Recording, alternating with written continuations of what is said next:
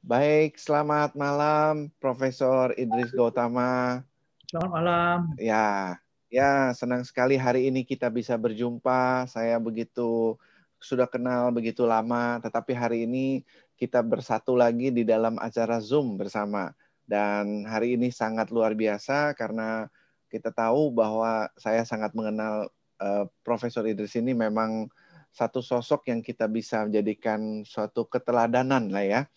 Mari sebelum kita akan lanjutkan bagaimana tentang kelanjutan dari kita dengarkan mengenai sejarah perjalanan dari orang yang luar biasa ini, saya akan bacakan dulu sedikit mengenai posisi beliau hari ini. Beliau hari ini saat ini adalah sebagai seorang direktur dari Universitas BINUS di Bekasi. Ya, dan sebelumnya beliau adalah Vice Rector dari BINUS University. Ya, kemudian beliau juga adalah seorang dekan di BINUS School of Business Management, Senior Management di Raja Garuda Mas ya. Kemudian juri for State Owned Enterprise di BUMN Award gitu ya.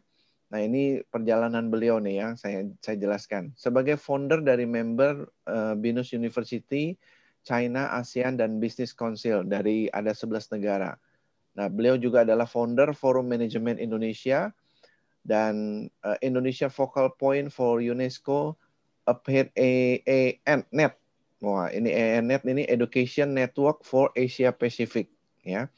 Dan kemudian beliau adalah lifetime member of Asian Academy of Management.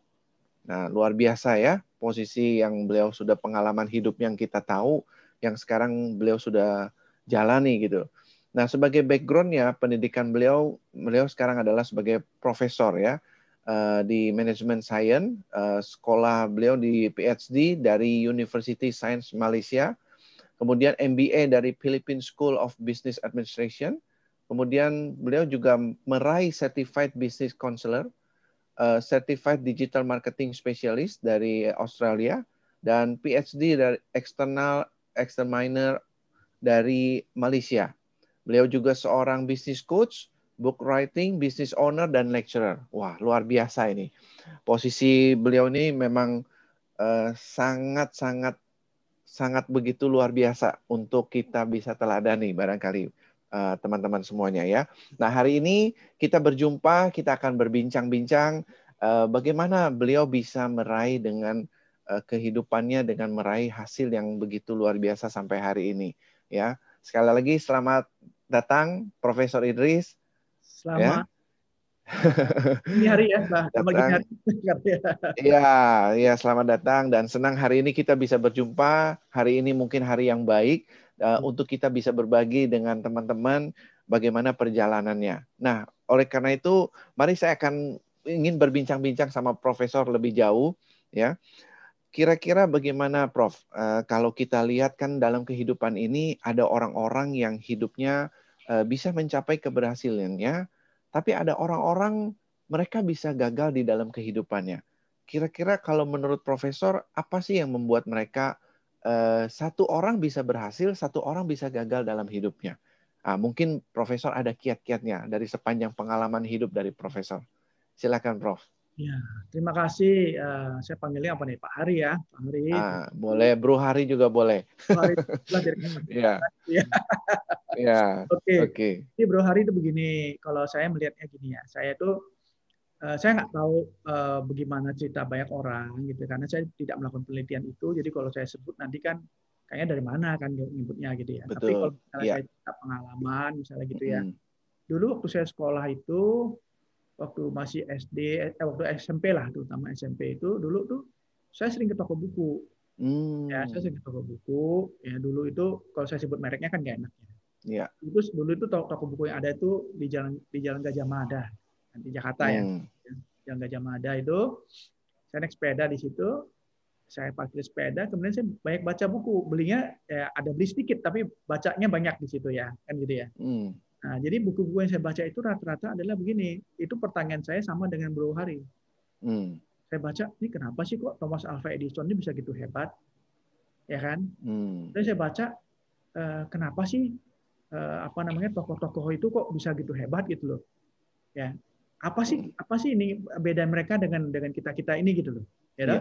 Oke. Nah, jadi saya melihat waktu pada saat itu saya melihat, oh ternyata nih mereka ini misal Thomas Alva Edison gitu, untuk menemukan lampu pijar itu cobaannya itu ribuan kali gitu loh. Tapi dia nggak nganggap itu sebagai kegagalan. Setiap kali dia tidak menemukan lampu pijar yang diharapkan, dia mengatakan saya menemukan yang lain gitu loh. Tapi yang saya mau itu adalah lampu yang seperti itu gitu kan, misalnya gitu ya. Nah, jadi saya melihat, loh kok rata-rata yang saya baca itu orang-orang ini kok seperti itu kan gitu loh. Gitu. Dan kemudian ya mereka passion di situ kan gitu. Ya, jadi orang-orang terkenal itu kan nggak cuma yang ahli di fisika gitu kan. Ya, kemudian ada juga kan orang-orang terkenal itu kan ahli musik, ahli apa gitu ya. Ya karena mereka ada passion di situ gitu. Itu yang saya pelajari gitu. Nah, tadi pertanyaan Bro Hari kan kenapa gitu kan ya. Nah, itu kalau saya belajar dari situ gitu.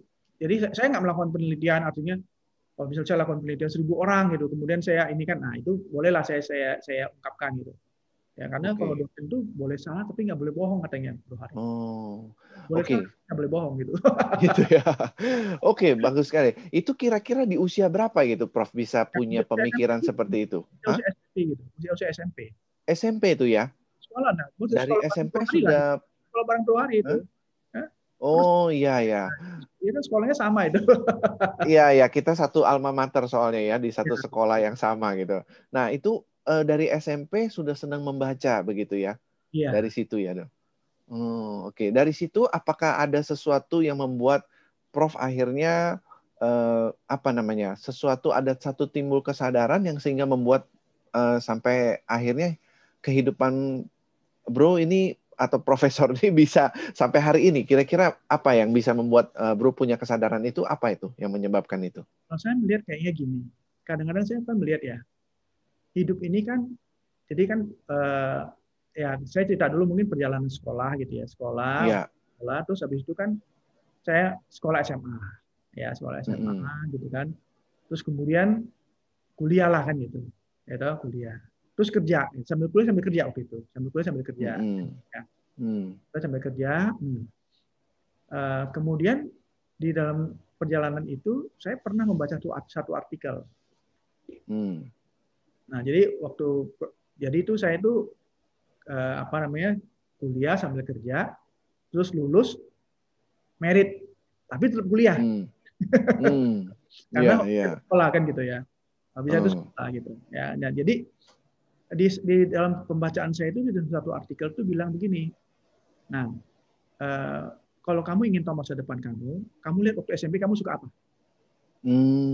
Kan gitu ya. Kamu suka apa? Dia bilang gitu ya. Ini kebetulan saya baca gitu loh kan gitu ya. Nah, kemudian waktu itu karena kerjanya juga lebih cepat kan gitu ya. Karena kan sambil kuliah sambil kerja. Jadi wajar lah kalau misalnya capaiannya juga lebih cepat kan gitu untuk mencapai suatu posisi tertentu kan jadi lebih cepat kan gitu. Ya toh?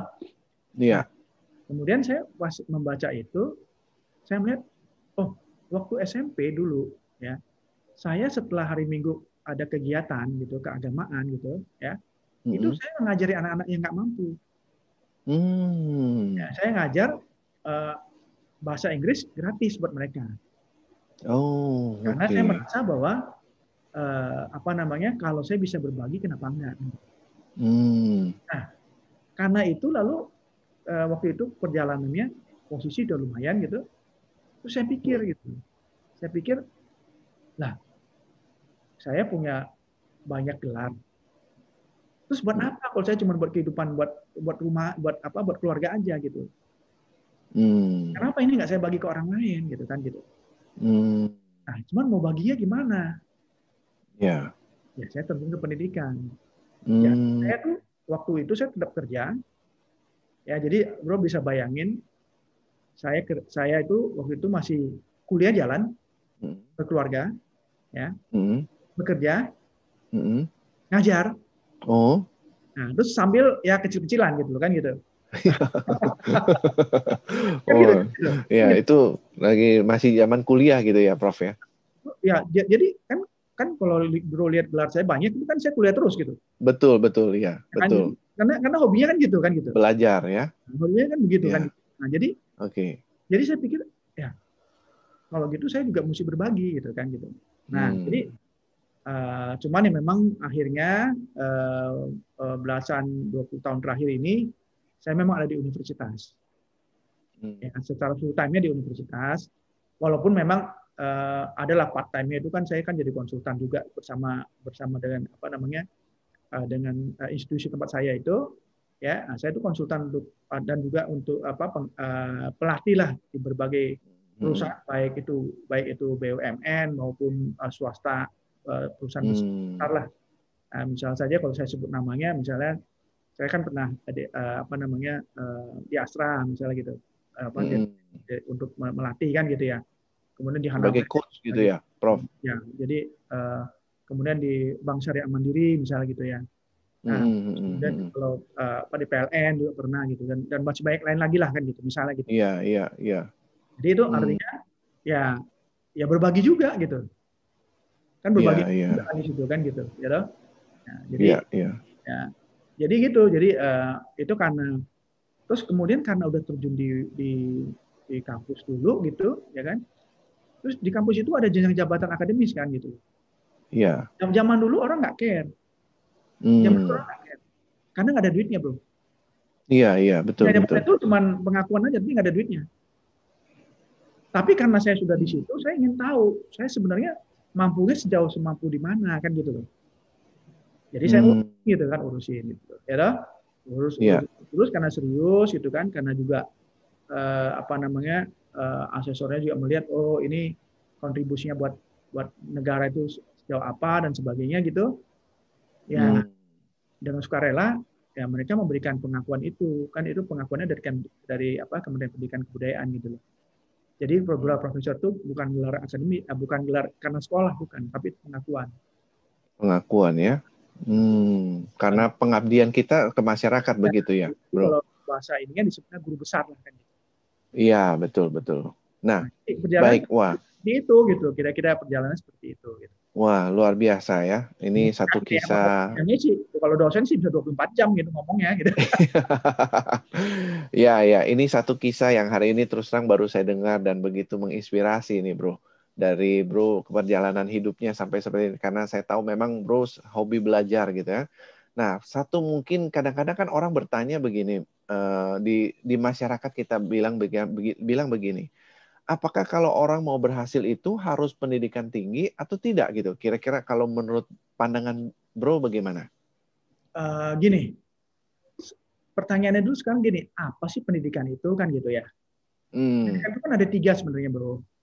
Ada pendidikan formal ya. Pendidikan formal itu kan lulus SD ada dapat ijazah, terus SMP itu kan SMA dapat ijazah, kuliah dapat gelar gitu, dapat ijazah kan gitu dan seterusnya kan gitu. Itu kan yang formal. Ada lagi yang non formal. Itu misalnya Bro ikut kursus. Ya, misalnya gitu loh, ya toh, dapat nih sertifikat kan gitu. Betul. Ada lagi informal. Informal itu di rumah, di masyarakat gitu loh, ya toh. Nah, itu pendidikan informal gitu. Jadi kalau Bro bertanya pada saya, pendidikan itu perlu nggak sih gitu? Ya kan sehari-hari kita juga berpendidikan setiap hari. Kan Bro kan di rumah kan ada keluarga kan gitu kan. Itu pendidikan informal gitu loh. Diajar nilai-nilainya ya. Bro, Hari kamu tuh nanti besar ya, kamu nggak boleh bohong ya, nggak boleh curi, nggak boleh membunuh, nggak boleh apa, misalnya gitu loh, misalnya gitu. Nah, itu kan juga di rumah gitu kan gitu. Itu kan formal gitu. Kalau formalnya Bro Hari pengen, saya pernah belajar bahasa Inggris nih, kursus dan sebagainya. Itu kan non formal dapat sertifikat, tapi ya non formal lah gitu. Kalau formal kan nanti bisa untuk jenjang berikutnya dan sebagainya kan gitu loh gitu. Nah, betul. Pendidikan penting nggak sih? Ya sebenarnya pendidikan itu udah apa namanya? Udah inherit gitu dalam kehidupan kita gitu loh. Nah, iya. Hari itu apakah pendidikan formal gitu kan gitu ya? Apakah seorang itu perlu gelar atau enggak? Misalnya itu kan enak gitu. Saya nggak tahu apakah itu maksudnya pertanyaan itu. Iya.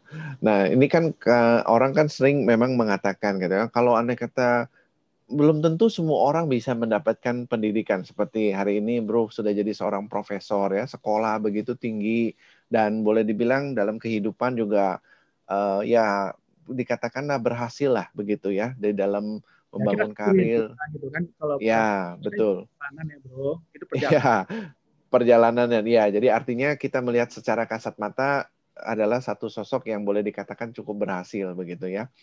Nah, jadi makanya kan orang kan nggak ada orang, wah saya nggak bisa pendidikan, mungkin nggak niat belajar gitu. Lalu kita juga bisa melihat ada orang yang memang ya dia nggak bisa berhasil, tapi ada orang kita lihat juga tidak pendidikan, dia bisa sukses juga dalam hidupnya. Kalau menurut pandangan Bro itu sebetulnya benang merahnya di mana kita kira-kira itu? Namanya di attitude, sikap. Oh, sikap ya. Sikap mau Sikap mental, ya, sikap ya sikap mental begitu ya. mental. Jadi salah satunya itu mau belajar terus pantang menyerah kan itu. Tadi contoh Thomas Alva Edison kan gitu kan, pantang menyerah. Iya, oh oke oke. Jadi, Kemudian, nah kalau pertanyaan bro pendidikan itu penting atau enggak tadi kan gitu, pendidikan formal iya, maksudnya gitu ya mungkin ya. iya, iya, Jadi iya, ini sebenarnya jawabannya gini bro. Misalnya bro Hari kan pernah belajar marketing, iya betul. saya kan pernah belajar marketing kan, Iya. saya tahu itu kan gitu ya. Nah, dari gelarnya kan tahu tuh, pasti pernah belajar marketing kan. Misalnya gitu kan. Iya, Sekarang iya. nih, misalnya Bro Hari nggak pernah lah belajar formal seperti itu. Berarti kan itu kan trial and error kan gitu. Betul. Betul kan? Nah, sedangkan orang selalu bilang begini, kalau kamu itu kuliah itu kan kayak baca textbook, kayak apa namanya, itu teori katanya gitu. Itu teori katanya gitu, kan gitu ya. Nah, sebenarnya kalau dibilang teori nggak salah. Tapi kalau bilang teori itu salah, nggak benar gitu kan. Iya, betul. Maksudnya gini. Kalau misalnya saya nggak belajar, lalu saya terjun ke bisnis, saya kan trial and error kan gitu. Betul. Ya kan? Ya, Tapi betul. sebenarnya yang namanya buku itu, kalau Bro Hari baca buku, ya, terutama buku textbook ya, buku teks ya gitu. Bro Hari itu akan baca, oh ternyata ini adalah rangkuman dari berbagai hal yang ditulis secara sistematis. Apa itu marketing? Bagaimana orang melakukannya? Bagaimana orang melakukan?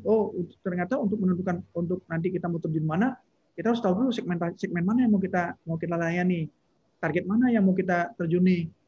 Kenapa? Supaya kita bisa hemat, supaya kita bisa fokus gitu loh.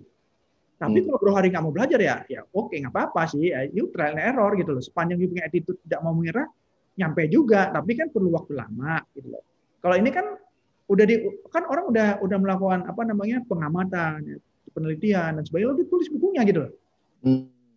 Kalau you baca, ya, bukankah lebih singkat waktunya kan gitu loh? Betul. Tidak perlu trial error lagi gitu ya, Prof ya? Gitu, karena ditulis secara sistematis kan gitu. Jadi kalau bilang sama saya buku itu apa namanya belajar formal itu nggak penting, ya karena mungkin ada juga orang yang belajar formalnya nggak serius. Kan dulu kan waktu kuliah dulu kan ada kan teman-teman yang duduknya di paling belakang atau paling depan atau paling tengah kan gitu ya. Iya. Masing-masing kan gitu loh ya kan dulu gitu loh. Nah itu serius apa enggak gitu. Jadi ya kalau dia nggak serius ya pulangnya ya sama aja bukunya ditaruh jadi bantal kan gitu loh. Ya nggak bakal masuk. Iya, betul. Nah, jadi belajar ini kalau gitu adalah bagian dari sikap itu sendiri begitu ya, Bro ya? Betul. Jadi sebetulnya kalau boleh dikatakan seseorang itu harusnya bisa berkembang maju kalau dia punya satu sikap untuk terus mau tumbuh begitu. Betul.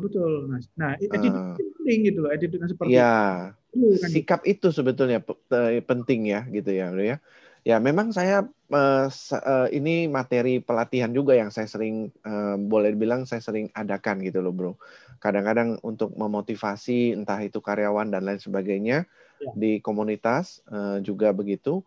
Memang kalau saya melihat dan saya baca dari buku, memang attitude ini sangat penting bagi kehidupan seseorang gitu. Bahkan kalau boleh dikatakan negara di mana mereka attitude-nya diterapkan, hukumnya jadi tegak gitu loh. Contoh misalkan kalau kita bilang di Singapura, kalau orang Indonesia datang sana, pasti dia nggak berani buang sampah sembarangan gitu kan. Karena hukumnya jelas gitu. Begitu ketahuan buang sampah, sudah dendanya sangat mahal. Jadi takut dipenjara atau didenda sangat mahal gitu kan. Tapi begitu dia balik ke Indonesia lagi, wah ya buang lagi sampah sembarangan gitu. Jadi di mana attitude ditegakkan, sikap ditegakkan, hukum juga jadinya jadi panglima lah, katakanlah begitu ya, Bro ya. Nah, di dalam hidup, jadi menurut Bro adalah kita sebetulnya harus memiliki satu sikap yang berjuang untuk bisa maju di dalam kehidupan ini. Itu yang membedakan seseorang itu bisa berhasil atau tidak. Kira-kira begitu kalau Dina. Salah satu hal gitu ya. Jadi salah satunya begitu ya. Dan itu cukup penting kan itu. Sangat penting cukup lah. Penting ya, sangat penting ya. Oke, mungkin ada lain kalau menurut Bro yang lain kira-kira hal yang mendorong kalau kita lihat kok orang itu nggak sekolah. Bahkan kalau saya lihat misalkan kita suka bilang teman-teman kita dulu tuh nyontek tuh sekolahnya. Bolos melulu, sekolah nyontek. Tapi sekarang dia lebih berhasil daripada kita. Ya. Jadi hal lain itu adalah gini, orang itu mau bertindak. Kenapa orang? Nah kan Bro tadi kan bilang, kenapa sih kok orang sekolah pinter, orang sekolah pinter kok nggak semuanya itu? Karena banyak di antara mereka hanya sampai kepada ide. Angan-angan aja gitu ya. Nah, ide itu tidak dijalankan, kan gitu loh, gitu. Nah, kalau dijalankan juga mesti ada inovasi juga, ya. Nah, ini saya cerita begini kenapa? Karena tadi Bro baca saya punya riwayat itu kan gitu ya, CV saya singkat itu. Saya pernah bekerja untuk yaitu tadi kelompok usaha besar. Pemiliknya sekolahnya nggak tinggi. Tapinya gitu kan. Jadi yang formalnya nggak tinggi. Begitu ya. Yang formalnya nggak tinggi nih. Iya. Tapi non formalnya lumayan. Jadi dia itu mungkin setahun tuh bisa, karena kalau dalam nggak setiap tahun ya, tapi ada tahun-tahun tertentu gitu, kalau dia ada waktu, dia pergi ke Harvard. Ambil kursus yang non formal tadi, karena kalau yang formal kan dia nggak bisa. Iya. Kan dia mesti S1, S2, S3 kan gitu loh, gitu. Betul. Katakanlah dia ambil semacam katakanlah misalnya pelatihan kursus begitu. Pelatihan katakanlah eksekutif for apa misalnya gitu loh, kan gitu ya. Misalnya gitu. Iya. Boleh dong gitu. Ya. Kalau sekarang itu istilahnya continuing education atau apalah gitu kan gitu loh. Betul. Kan boleh kan gitu loh. Nah, pulang-pulang dia lebih ngerti karena dia dapat ilmu yang terakhir gitu loh. Iya. Nah, jadi artinya orang itu mau belajar. Kemudian setelah pulang dia sesuaikan, dia inovasi. Indonesia ini kan beda dong dengan Amerika gitu kan gitu. Iya. Sesuaikan. Kemudian ya inovasi lah kan gitu loh. Ya. Nah, jadi contohnya kayak gitu, Bro. Itu kan suatu kelompok usaha besar ya, artinya konglomerasi gitu loh, kan gitu. Nah, saya juga beruntung juga gitu karena di masa-masa itu saya belajar dalam tanda kutip belajar kan gitu di sana kan gitu. Berkarir kan maksudnya kan, tapi kan jadi belajar kan. Nah, gitu. Iya. Jadi realnya kehidupan bisnis seperti apa, kemudian case-nya di sekolah bisnis yang saya mesti ngajar seperti apa gitu. Jadi kalau saya mau ngajar itu, saya nggak pernah mau mengajar yang hanya teori. Jadi kalau saya mengajar itu selalu sesuatu yang pernah saya praktekkan. Dulu mata kuliah pertama yang saya ajar itu adalah metodologi perancangan program. Karena dulu saya software engineer. Oke. Kan? Nah, itu dulu.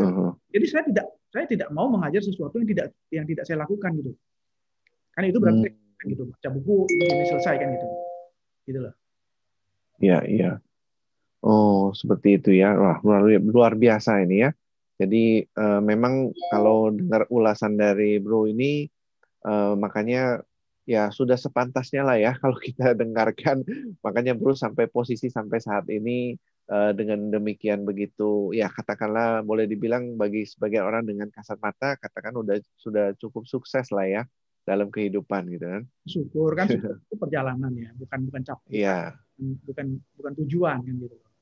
Betul. Satu perjalanan ya. Yang sukses hari ini bisa-bisa besok enggak, karena nggak relevan lagi kan gitu. Nah, jadi kan kan gitu. Karena itu perjalanan. Betul. Iya. Contoh sederhana kan dulu kan kita pernah tahu ada perusahaan-perusahaan besar ya kan, seperti katakanlah misalnya BlackBerry misalnya gitu. Kan dulu kan besar. Iya. Ya, betul, betul, betul. kalau dibilang sukses itu adalah satu capaian, ya sekarang terus gimana? Tapi kalau dibilang sukses itu adalah perjalanan, ya kalau dia berjalan terus begitu terus ya kan orang bilang, jadi sukses itu adalah satu perjalanan, bukan capaian. Satu perjalanan. Tapi kalau kita Oh, oke, capaian, oke. stop sampai situ, terus nextnya gimana? Iya, iya. Betul, betul. Ya, bagus. Jadi luar biasa. Nah, sekarang jadi mengelitik satu pertanyaan lagi. Kira-kira begini, Bro.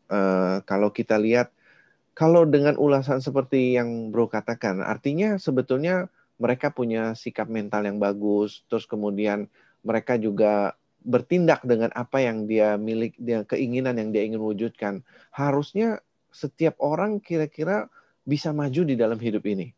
Kira-kira Bro setuju nggak kalau Anda kata boleh dikatakan gitu? Setuju, setuju, Setuju ya? setuju, sangat setuju. Jadi nggak perlu pakai tanya-tanya itu fortune teller begitu ya. Nggak usah nanya tukang peramal gitu, nasibnya di mana gitu ya. Artinya kalau mau iseng-iseng tanya sih silakan aja. Kan kalau ini kan boleh-boleh aja gitu. Tapi Iya, iya, iya. masalahnya dia bisa nggak? Misalnya gini, misalnya bro bertanya, terus dibilangnya jelek. Bisa nggak Ya. yuk coba yang jelek itu jadi bagus? Nah, itu. Gitu loh. Jadi yuk jadikan itu sebagai motivasi gitu loh. Iya. Jadi kalau misalnya itu, ya, jadi karena ada orang bilang, kalau andai kata ada orang bilang, kamu ini nggak sekolah tinggi, kamu nggak mungkin berhasil. Jadi kita jangan percaya sama diri kita. Gitu ya, Bro ya? Berhasil gitu kan gitu. Tapi kalau bilang, oh dia udah ngomong gitu, kita udah anggap dia kayak Tuhan gitu. Ya susah kan gitu. Ya kan, jadi udah kata akhir gitu kan susah kan gitu. Iya kan? Betul. Tapi kalau kita jadikan itu sebagai motivasi, oh gitu ya, ayo gue buktikan deh, gue pasti bisa. Kan gitu iya, ya? iya, betul. Luar biasa, ya.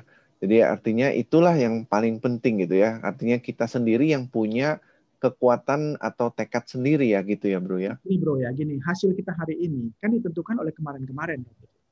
Betul. Kan gitu kan gitu. Jadi hasil kita masa depan itu kan hari ini gitu loh. Oh. Nah, Iya, jadi maksudnya juga gitu. Nah, jadi balik lagi waktu saya ngurus jenjang akademis itu, ya, terus saya melihat yang tertinggi apa sih gitu. Ya kan, gitu. Karena di mana-mana kan gini, kita jangan takut untuk mencapai sesuatu yang tertinggi gitu. Yang kita takutkan adalah kalau kita sudah capai itu, kita tidak kontribusi apa-apa buat orang lain gitu loh.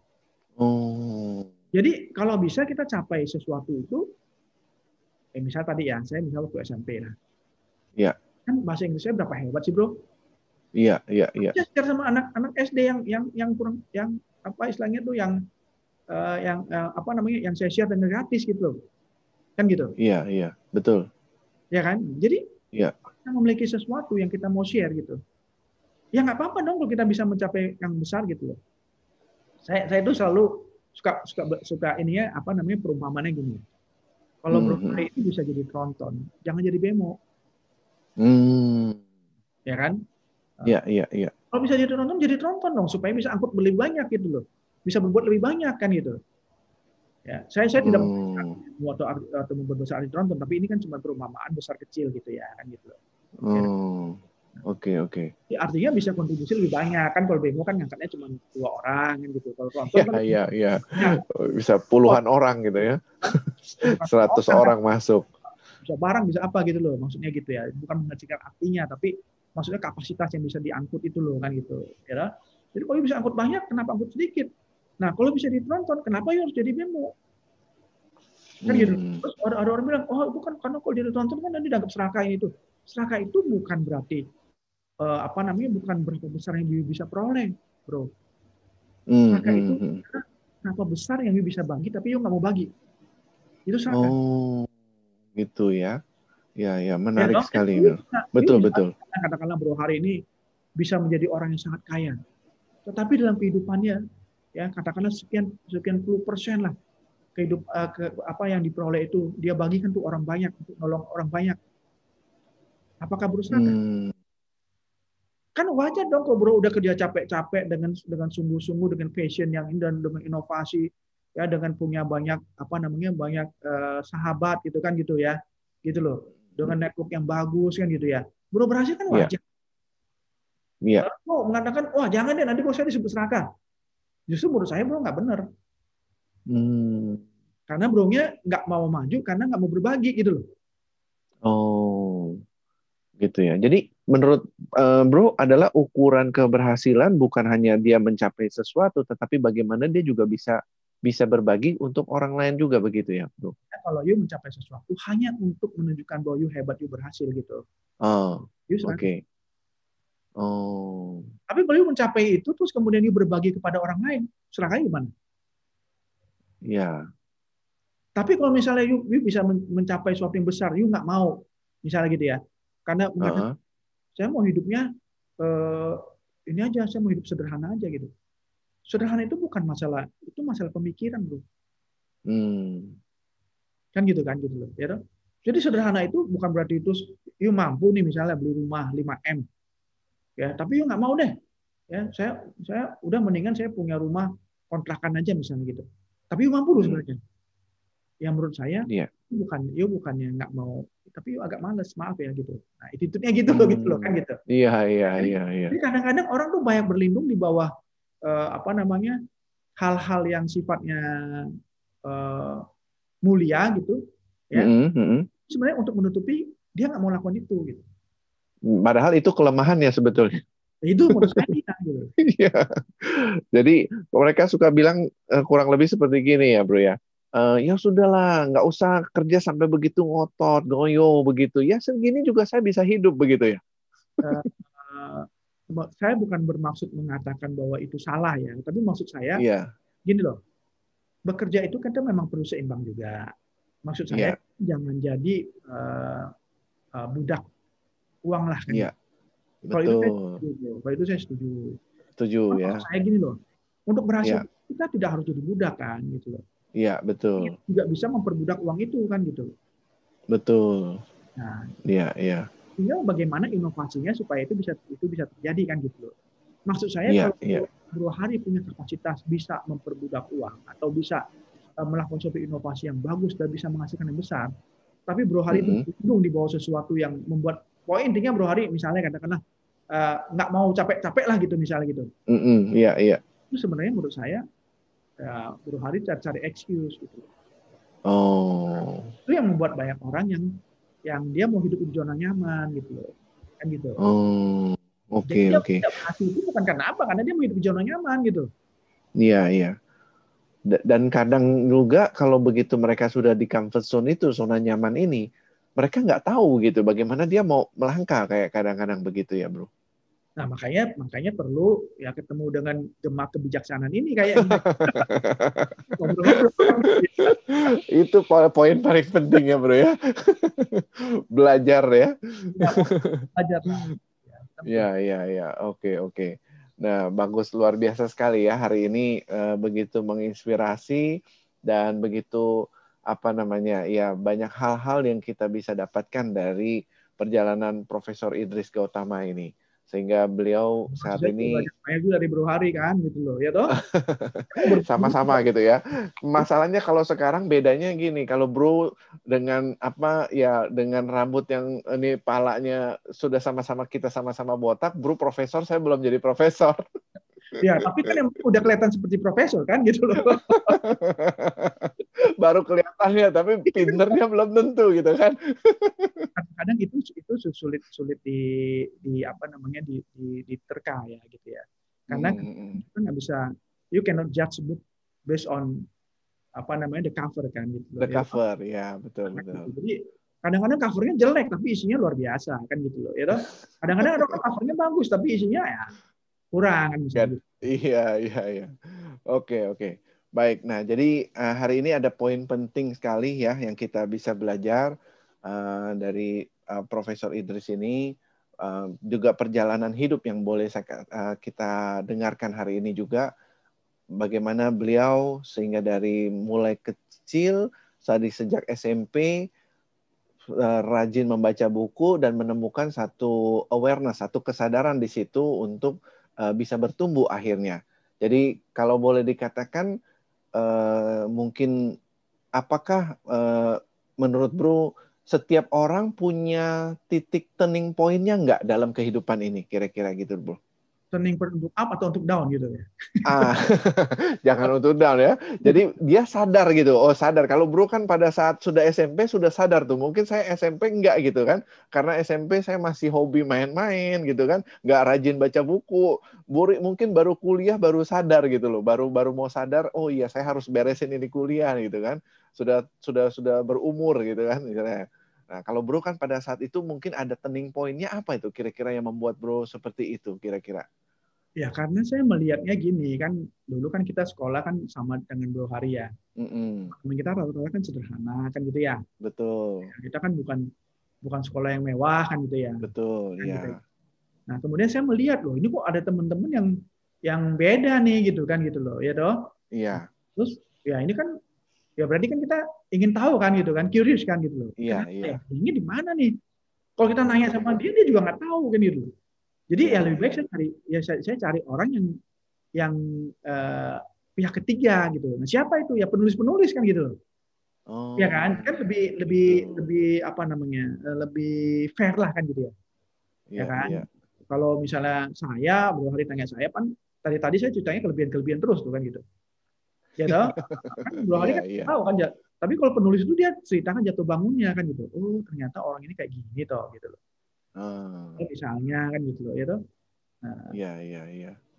Nah, kira-kira sekarang mungkin pertanyaan saya yang ini yang lebih agak barangkali sulit barangkali buat Bro ya. Kira-kira di dalam hidup Bro sampai hari ini ada nggak sesuatu yang pernah Bro rasa sulit di dalam untuk mengambil satu keputusan atau melangkah sehingga itu menjadi satu sekarang ini bisa mempengaruhi dalam karirnya Bro sampai saat ini?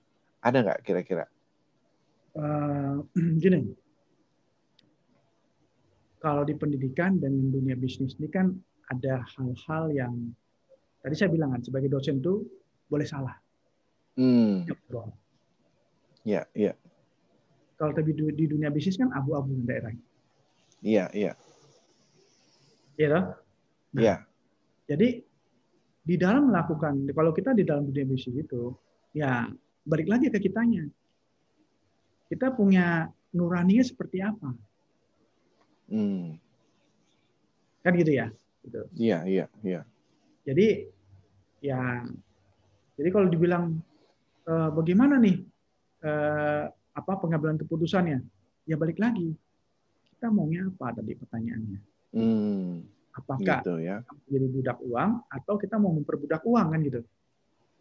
Kita jadi budak uang ya, kita lakukan apa aja untuk apa itu gitu. Nah pertanyaannya integritasnya di mana? Gitu. Oh, oke. Nah, kalau menurut Bro, dalam sepanjang hidup ini ada nggak kegagalan-kegagalan yang selama ini Bro mungkin alami atau hidupnya barangkali selama ini jalannya mulus semua sehingga bisa mencapai dengan semuanya tuh kelihatannya lancar gitu loh. Kira-kira gimana kalau menurut Bro? Mulus malah saya bilang nggak lancar ya. Oh, nggak lancar ya? Kalau mulus malah nggak lancar gitu ya? Kita nggak belajar kan gitu. Oh, oke. Nah, ini kan, poin yang bagus ini. Jadi kan seperti yang tadi kata Thomas Edison kan, saya tidak menemukan lampu pijar itu, tapi saya tahu ternyata ini cocoknya buat itu gitu kan gitu loh, ya kan? Iya. Jadi dengan itu kita belajar, kita tahu, oh ternyata kalau saya lakukan seperti ini hasilnya begitu gitu loh, ya. Nah, tapi memang ada satu hal Bro yang menurut saya penting gitu ya. Apa namanya? Kita itu memang perlu kalau kita melakukan sesuatu itu kita perlu tahu kita mau capai apa sih gitu. Makanya itu kan yang tadi sebelum acara mulai kan saya tanya sama Bro tuh. Iya. Ini rencananya mau buat apa? Visinya apa sih? Oh, iya. Karena kalau kita nggak tahu itunya, kita nggak tahu strateginya nanti gitu. Nah, jadi kalau kita mau capai sesuatu itu kita harus tahu dulu. Oh, untuk mencapai itu apa yang dibutuhkan. Baru kita tanya bagaimana caranya, tapi kita harus tahu kita kondisinya seperti saat ini di mana gitu loh. Nah, itu saya pernah baca apa namanya, kalau Bro pernah baca juga gitu ya, kan apa namanya, kan saya sering bertanya juga gitu ya. Misalnya saya bertanya pada kawan saya yang Buddhis gitu kan gitu, ya. Apa sih tujuan capaian umat Buddha misalnya saya tanya gitu. Oh kita mau capai di mana? Itu kan katanya gitu ya kan gitu. Iya. Dan kemudian saya cari-cari gitu ya. Ternyata di zaman itu nggak ada kata visi bro. Oh. Itulah visinya gitu loh bro. Iya. Jadi kalau menurut saya apa namanya diskusi dengan kawan itu ya. Berarti ini 2.500 tahun yang lalu udah diajarin bro. Iya. Nah, harus apa sesuatu Betul. yang tinggi gitu loh dalam kehidupan ini. Nah, Iya. baik itu spiritual ataupun kehidupan dunia gitu kan gitu. Tapi yang bermanfaat buat orang banyak gitu bro. Jadi kan sebenarnya itu kan visi. Gitu. Iya. Kalau bro tanya saya ya balik lagi saya bilang visi itu penting gitu loh. Kita kalau kerjaan apa-apa, misalnya bro dalam bisnis nih, misalnya bisnis apa nih misalnya gitu. Dia mau capai apa? 10-15 tahun ke depan nggak sejauh-jauh kita kan gitu loh. Ya kan gitu. Nah dari sana kita tentu kita posisinya saat ini seperti ini. Kita mau capainya apa gitu kan gitu loh. Iya. Betul. Ya, ini luar biasa ya. Oke, jadi nah sekarang saya nyambung ke dalam profesi yang sekarang Bro yang sedang jalankan nih dalam bidang pendidikan ini. Karena Bro sangat lama juga di dunia pendidikan dan sangat mengenal. Kira-kira kalau menurut Bro bagaimana tentang pendidikan kita sekarang di Indonesia ini kira-kira bagaimana Bro? Kalau saya melihat pendidikan kita itu makin hari makin baik. Makin hari baik ya. Dulu itu kita punya ya sistem pembelajaran kita beda ya. Kita itu pernah punya kurikulum berbasis kompetensi ya, kemudian berubah ada lagi menjadi sekarang itu kerangka kualifikasi nasional Indonesia gitu ya. Kemudian yang terakhir ini kita punya kampus merdeka kan gitu ya. Jadi memang di setiap masa itu kan ada memang tuntutan masanya berbeda gitu. Ya, jadi kita juga nggak bisa mengatakan bahwa di zaman itu lebih jelek, zaman ini lebih bagus gitu. Ya memang tuntutannya beda gitu kan gitu ya. Jadi menurut saya, kalau saya melihatnya ya sebenarnya pemerintah kita itu sangat concern dengan pendidikan. Lalu disesuaikan dengan tuntutan zamannya gitu loh. Kalau sekarang ini kan kita lihat misalnya orang-orang kalau dulu kan Bro Hari kan belajarnya kan sangat spesifik ya. Iya. Tapi kalau sekarang kan multidisipliner. Ya, Bro Hari itu kalau bisa misalnya katakanlah counting gitu. Jangan bisa counting aja dong, tapi juga yang lain penerapannya bidang lainnya.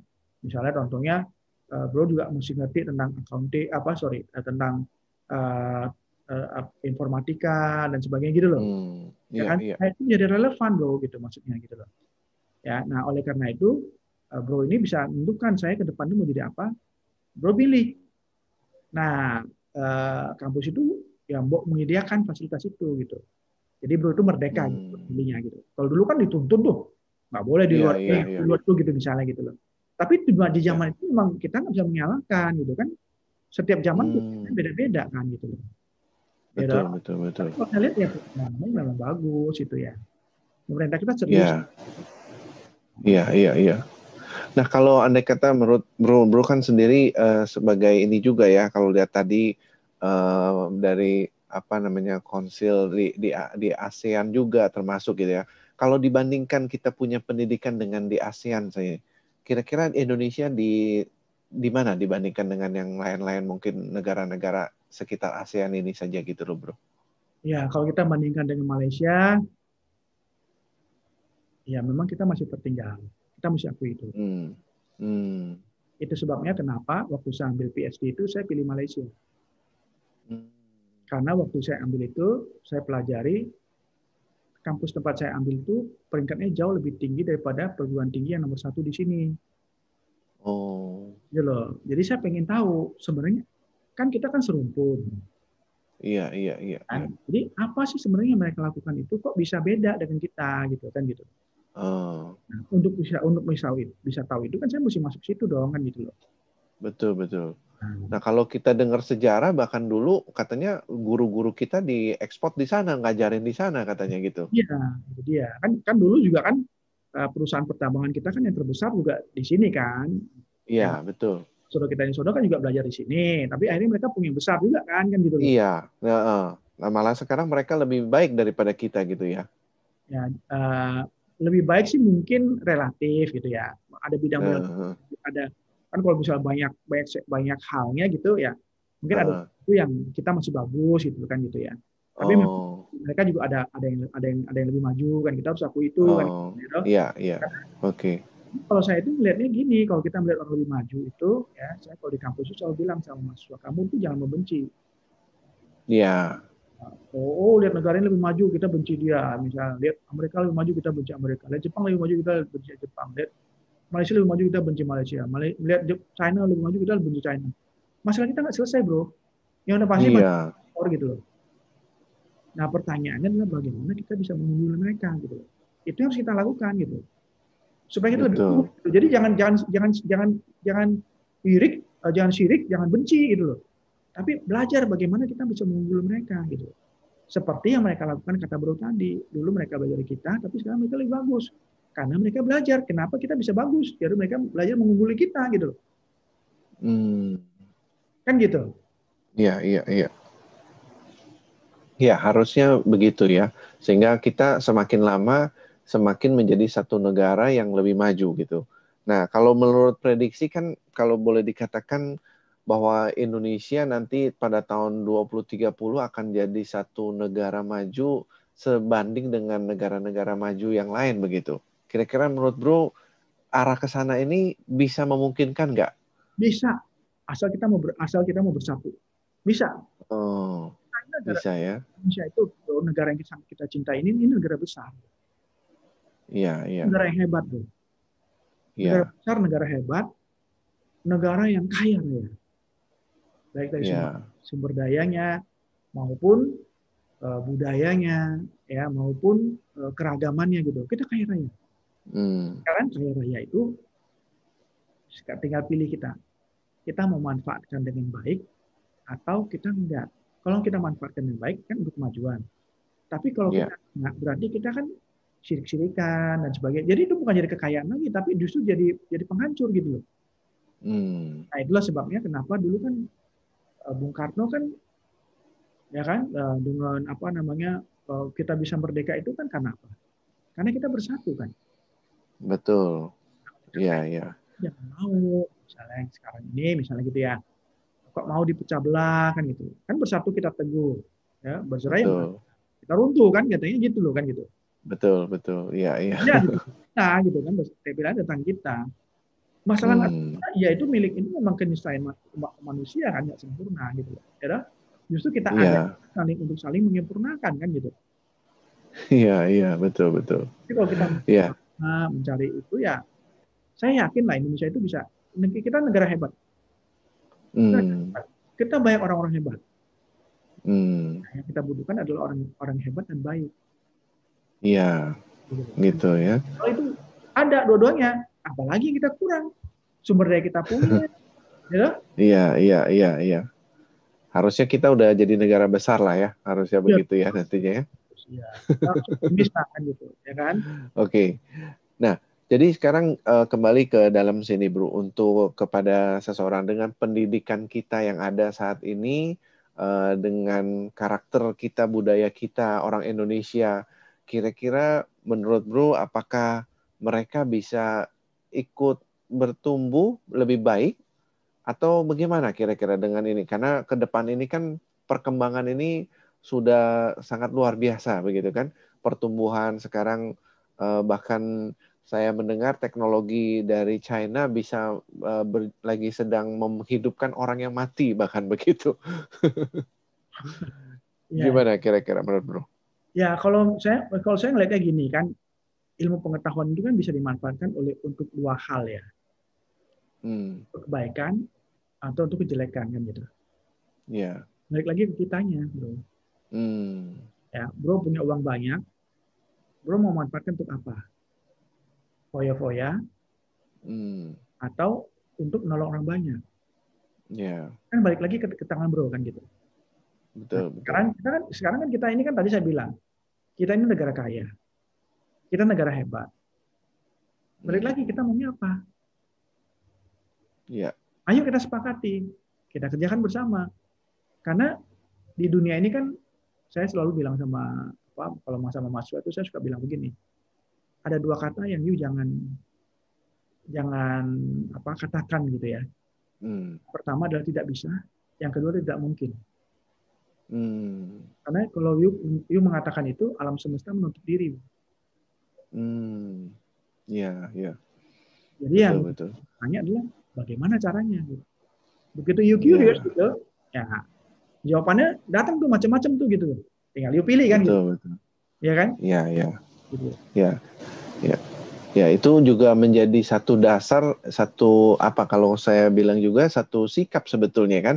Kalau kita sudah bilang nggak bisa, udah nggak mungkin, ya sikap kita akhirnya menerima kenyataan bahwa saya ini nggak mampu, nggak bisa sukses atau nggak bisa maju begitu kan.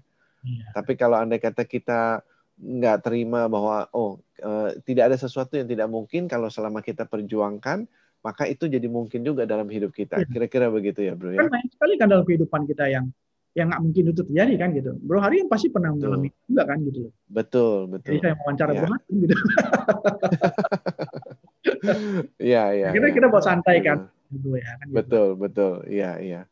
Nah, oke, di penghujung ini kira-kira Bro bisa mungkin menyampaikan kiat-kiat bagaimana bisa seseorang majunya ini kan memang relatif gitu ya. Maju tentu seperti Bro yang tadi katakan, setelah sudah dapatkan sesuatu bisa berbagi gitu. Nah, kira-kira apa kiat-kiat Bro supaya bisa membantu buat teman-teman kita nih mendengarkan ini? Ya, kalau saya itu selalu gini, saya selalu bertanya pada anak saya, 10 tahun dari sekarang kamu mau jadi apa? Jadi kenapa itu penting? Karena dengan begitu kita bisa susun rencana. Ya. Kenapa rencana itu penting? Karena ada ungkapan yang bilangnya begini loh. If you fail to plan, then you plan to fail. Iya, betul. Jadi segala sesuatu itu perlu perencanaan gitu loh. Nah, perencanaan itu tidak akan terjadi kalau kita nggak tahu kita mau kemana. Hari keluar nih dari tempat Bro Hari sekarang, ketemu panggil taksi kan gitu. Yang Bro kan di Jakarta toh. Iya. Ketemu taksi, panggil taksi sampai di bandara, beli tiket sampai Surabaya. Pertanyaan saya udah nyampe belum? Belum nyampe kalau tujuannya nggak di kesana. Makanya kalau belum nggak punya tujuan, nah itu jawabannya gitu loh. Jadi kalau ya you harus tahu itu tujuannya mau kemana. Sekarang you punya sumber daya apa? Bagaimana cara bisa sampai ke sana? Kadang-kadang kita nggak bisa langsung nyampe, kita perlu bantuan, kita perlu sahabat kan gitu loh, perlu network kan gitu loh. Ya, nah, tapi kita juga perlu perjuangan, kita perlu inovasi kan gitu loh, kan gitu. Iya. Kita juga perlu evaluasi, Bro. Iya, betul. Kalau sampai misalnya tadi Bro katakan, kalau orang gagal terus cuma evaluasi, kenapa salah? Kenapa kok nggak berhasil ya? Gimana gitu loh. Iya. Kan masalahnya, jadi nggak mudah putus asa kan gitu. Kadang-kadang kita malas berevaluasi sehingga kita jadi putus asa gitu loh. Nah, kalau menurut Bro ya, kira-kira kan orang kan semua kalau ditanya mau maju nggak, mau sukses kan, mereka pasti bilang mau gitu kan. Semua bilang mau gitu. Tapi diam ya gitu. Iya. Kalau mau dia gimana gitu, dia nggak mau keluar. Iya betul kan. Tujuannya jelas gitu. Saya mau maju, saya mau kaya, saya mau sukses gitu. Tapi nggak melangkah begitu. Kembali lagi gitu ya Bro ya. Gitu. Oke. Nah, baik kalau gitu Bro. Terima kasih ini atas waktunya yang sudah diluangkan. Dan hari ini adalah satu pertemuan pembicaraan yang sangat menginspirasi buat teman-teman juga nanti yang mendengarkan, dan mudah-mudahan juga kehadiran Bro bisa membawa warna atau membawa kecerahan untuk menginspirasi buat orang-orang di sekeliling yang mendengarkan ini. Dan mudah-mudahan ya mereka juga bisa menjadi lebih baik dan lebih maju di dalam kehidupannya, gitu ya. Terima kasih Bro. Sama-sama Bro, saya terima kasih nih. Terima kasih banyak. Ya, sukses ya untuknya Bro, maju ke depan, jadi buat pendidikan Indonesia lebih maju lagi nih dengan adanya Bro. Tetap sehat ya. Salam sehat ya. Oke.